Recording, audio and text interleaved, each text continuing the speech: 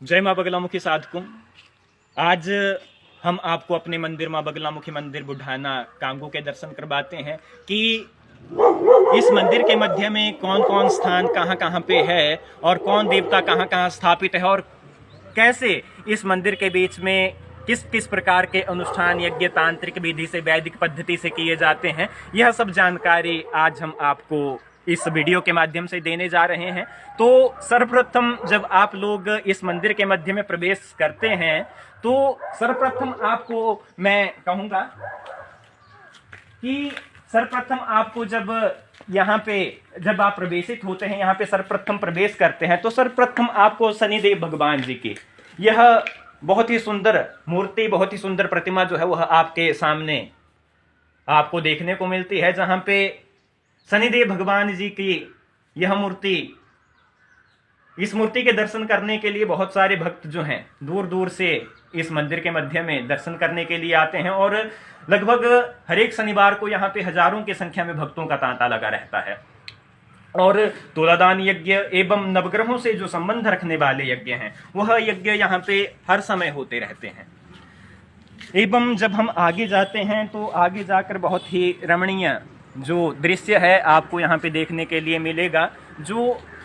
यहाँ के मूल निवासी हैं कटोच वंश, जिनके द्वारा यह भूमि जो है इस समस्त परिवार के द्वारा दान दी गई है, जिसके ऊपर ही यह मंदिर का निर्माण जो है आज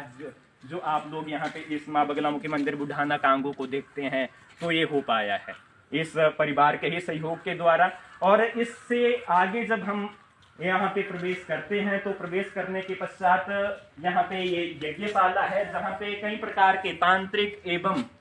वैदिक पद्धति के जो यज्ञ हैं वह यज्ञ इस यज्ञशाला के बीच में होते हैं। जब आप यहाँ पे आए तो आपको दर्शन होंगे इस यज्ञशाला के, जहाँ पे हम लोग विधि भी कई प्रकार के यज्ञ जो है साधकों के द्वारा, यजमानों के द्वारा करवाते हैं। और जब आप इस यज्ञशाला से आगे बढ़ेंगे तो यज्ञशाला से आगे बढ़ने के बाद जो यहाँ के महंत जी हैं अश्विनी चंद कटोच जी, तो उनके द्वारा बहुत ही सुंदर संकट मोचन हनुमान जी की यह मूर्ति जो है वह बनाई गई है और बहुत ही सुंदर कलाकृति यहाँ पे की गई है। जो इस मूर्ति के विषय में कहा जाता है, तंत्र के मध्य में भी आता है कि दक्षिण मुखी, जो दक्षिण की तरफ जिन हनुमान जी का मुख होता है वह अत्यंत विशेषकारी रहता है तांत्रिक सिद्धियों के लिए। तो बहुत ही सोच समझकर जो है इस हनुमान जी की मूर्ति को दक्षिण मुखी बनाया गया है। यहाँ पे अगर किसी भी प्रकार का आप लोग यज्ञ अनुष्ठान करते हैं, इस मूर्ति के समक्ष बैठकर करते हैं महाराज, तो अवश्यमेव आपको समस्त प्रकार की सिद्धियां प्राप्त होती हैं। और कई ऐसे साधक हैं जो हमारे शिष्य हैं, यजमान हैं, वो यहाँ पे जप अनुष्ठान यज्ञ करते हैं और यहाँ पे बैठकर जो है अपना जप जो है वह करते हैं। मंगलवार के दिन यहाँ पे भी बहुत सारे भक्तों का तांता जो है वह लगा रहता है। इसके बाद अब हम इसके बाद प्रवेश करते हैं अपने माँ बगलामुखी मंदिर के मध्य में। ये हमारा माँ बगलामुखी जी का मंदिर है, बहुत ही सुंदर। और यहाँ पे अनेक भक्त हैं जिनकी मनोकामनाएं माँ बगलामुखी जी के द्वारा सिद्ध हुई हैं एवं माँ बगलामुखी जी के यज्ञों के द्वारा जो यज्ञ उन्होंने इस स्थान के ऊपर माँ बगलामुखी जी के सिद्ध स्थान के ऊपर करवाए किए हैं, तो उसके द्वारा माँ बगलामुखी जी ने उनकी समस्त प्रकार की मनोकामनाएं पूर्ण की हैं। ये हमारी भैरव जी की नवीन मूर्ति है, जिसकी स्थापना जो है लगभग इस महीने की 21-22 तारीख को हमने रखी हुई है। तो भगवान भैरव जी की स्थापना जो है मंदिर के बाएं तरफ होने जा रही है। इसके बाद हम लोग गर्भगृह के मध्य में प्रवेश करते हैं, जहां माँ बगलामुखी जी की अलौकिक छटा आपको देखने के लिए मिलेगी। माँ बगलामुखी जी की यह मूर्ति अलौकिक छटा को प्रस्तुत करती है और बहुत ही सुंदर स्वरूप है यहाँ माँ बगलामुखी जी का। अन्य मंदिर तो सभी बराबर होते हैं, किसी में कोई भेदभाव नहीं है, लेकिन जब आप इस मूर्ति को देखते हैं महाराज तो एक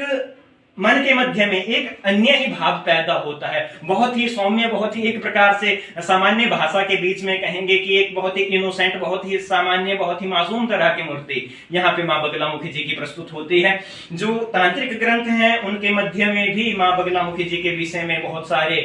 उपमाएं दी गई हैं, संज्ञाएं माँ बगलामुखी जी को दी गई हैं। उन्हीं के ही आधार पर इस मंदिर के मध्य में इस मूर्ति का निर्माण जो है मूर्तिकारों के द्वारा किया गया है। साथ में ये मध्य राक्षस है। और आजकल आप सभी लोग जो हैं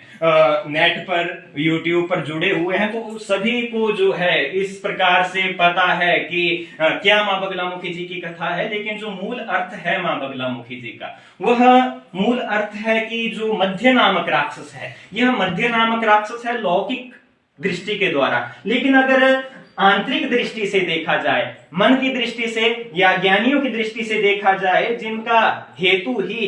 आत्मा परमात्मा तक है, तो आत्मा के भाव से अगर आप इस स्वरूप को देखेंगे तो यह मध्य नामक राक्षस हमारा मन बन जाता।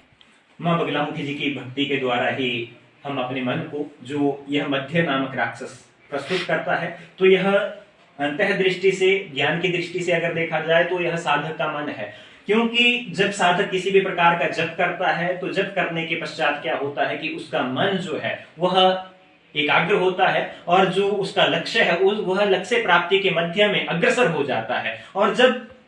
लक्ष्य प्राप्ति के मध्य में हमारा मन पूर्ण स्वरूप से एकाग्रचित होकर कार्य करता है, तो अवश्य में भी साधकों आपको समस्त प्रकार की सिद्धियां और समस्त प्रकार से आप जगत के मध्य में प्रसिद्धि को प्राप्त करते हैं। और इसी ही प्रकार से मां बगलामुखी जी का स्वरूप यह भी प्रस्तुत करता है कि समस्त प्रकार के बाह्य जो विषय हैं, जो हमें मृग तृष्णा की तरह बस एक जगह से दूसरी जगह लगाए रखते हैं, उन सब विषयों को छोड़कर साधक जो है अपने लक्ष्य की तरफ अपने ध्यान को केंद्रित करे। अगर मां बगलामुखी जी का जप साधक अपनी पूर्ण निष्ठा के द्वारा, पूर्ण ध्यान के द्वारा करता है, तो अवश्य में भी साधक जो है अपने लक्ष्य के मध्य में